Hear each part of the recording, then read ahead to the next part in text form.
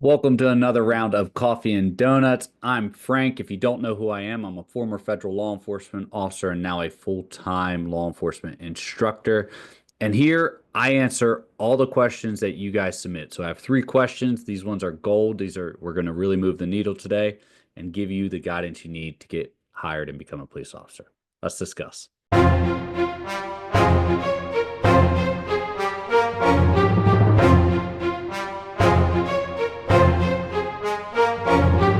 Okay, here we go. First question. Once again, I love these three questions. These three questions are designed to move the needle for you. So it's going to be meat and potatoes. We're going to really dive in deep to these specific three really quick. I recently failed the poly at a department and I'm in the hiring process with another department. Will this affect my chances at this other department? Yes, it will, but it's to what extent will it affect you? So, first and foremost, let's go to the extreme of it having a negative effect on you. The negative effect it can have on you is if you took this polygraph with a third party polygrapher, which means a contract company that the department used to run you through it. So this was a third party polygraph, and then they send your results to the department. Well, if you're applying to another department in the same local area and they use this same polygraph, then you probably are going to get removed from that department as soon as they find out because they can't send you back to the same polygraph you just failed, and they won't do it. So kind of keep that in mind. That's how it can negatively affect you right from the start. The other way it's going to negatively affect you is you're going to have to disclose it. Hey, what happened with the ABC Police Department? Oh, well, I went through their hiring process. I took the polygraph, and then after the polygraph, they told me they weren't moving me forward. That's probably the most professional way to do it, but they might not accept that. They might want to go deeper. So keep that in mind. They'll really kind of put emphasis on, are we going to pay for this individual to go to the polygraph when they just failed one, right? And they might try to contact that other department, or they might try to contact that company stating, hey, we're looking to hire this individual. Is there any way you'll share the results? Which they probably won't, but you never know, right? Can't account for human error.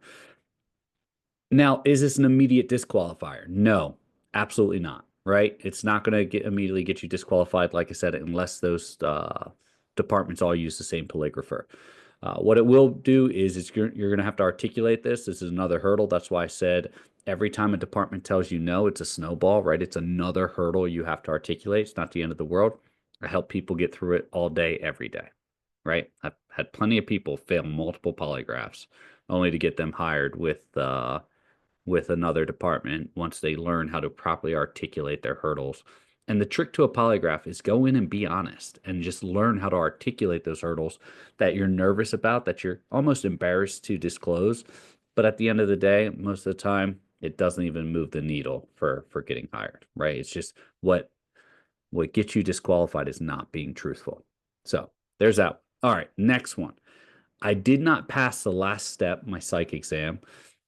They told me to wait a year. Time is up. Should I reapply or you don't recommend it? Here's what I'm going to tell you. I'm going to give you every avenue that I've encountered this. My professional recommendation is I wouldn't recommend it. I wouldn't reapply to a department that's already told me no, right? Um,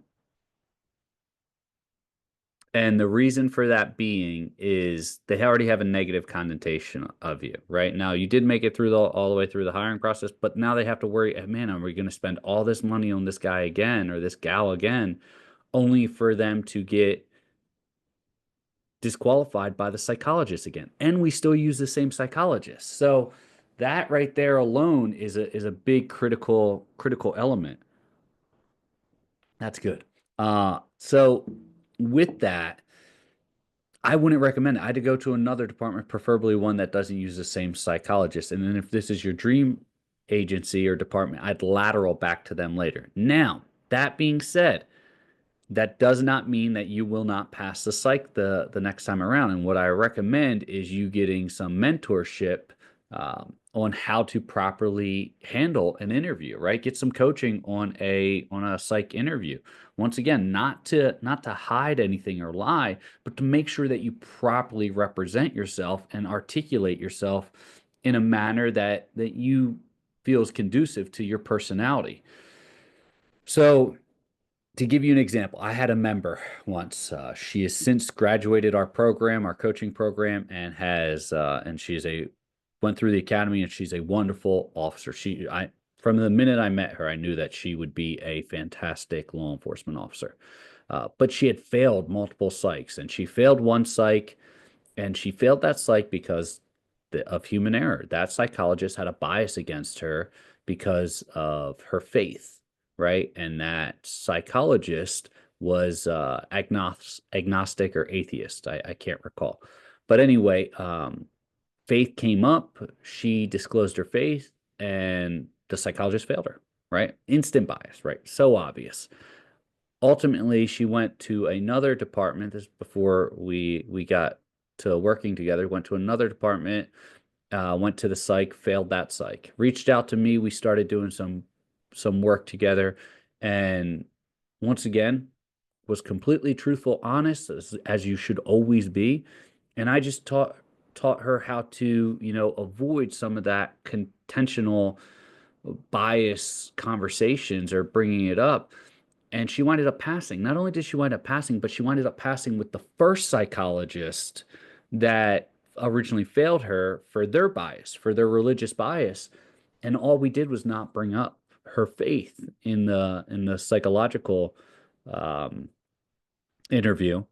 And then the psychologist had the audacity to say, "Oh, you're a completely different person. Yeah, you're going to make an excellent law enforcement officer," and then passed her, right? That in itself, right there, was just astounding to me. And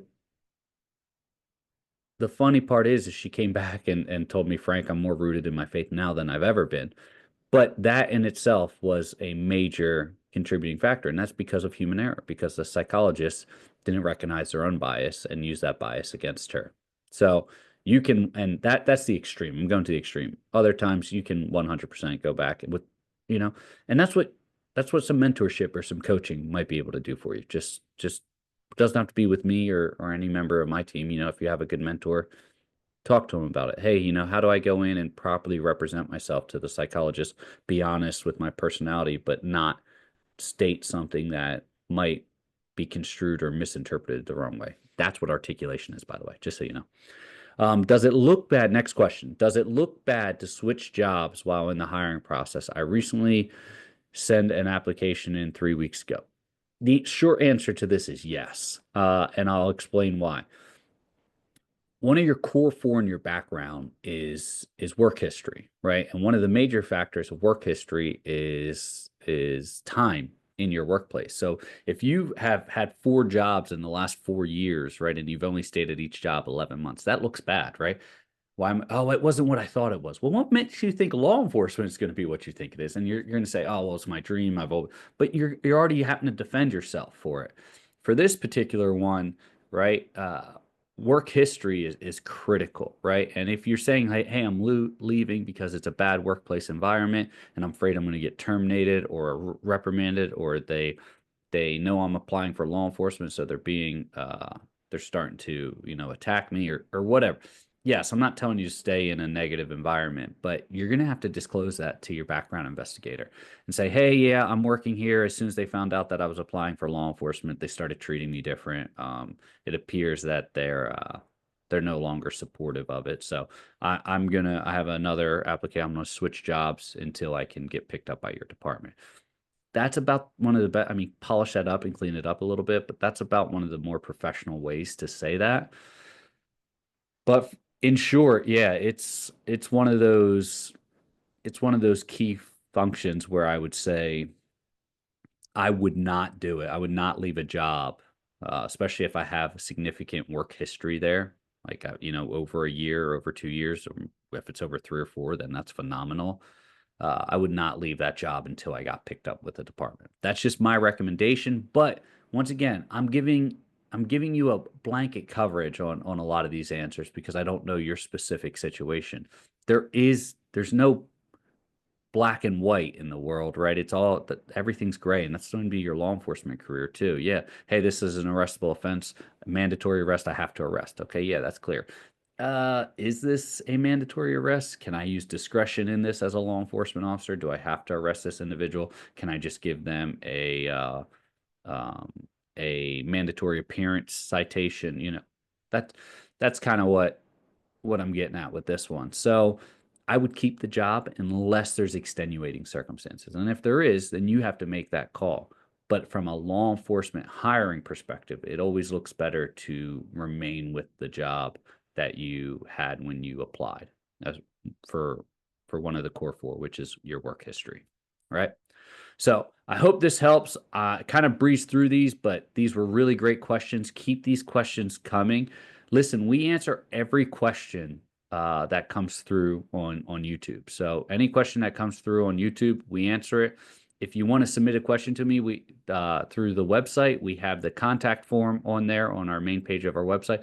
In addition, we have a new blog, right? And in that blog, we have two categories. One is where we're going to start reviewing police departments for you as they come in. We're going to post that up on the blog, and then you can leave your comments. We're trying to get it so that people have a place to go to so that they can reference their departments that they're applying to and get firsthand feedback from other people who have just recently went through it. Additionally, in the blog, in the other segment of the blog, we give you tips and tricks, not only just for the hiring process, but career success in FTO, in the academy, everything like that. That can be found at the bottom page of our website as well, which is armagonct.com, ARMOGANCT.com. I'll see you over there. Any comments left over there are guaranteed on the blog. Any comments left on the blog are guaranteed to get answered. I hope this helps. Stay safe. I'll see you soon.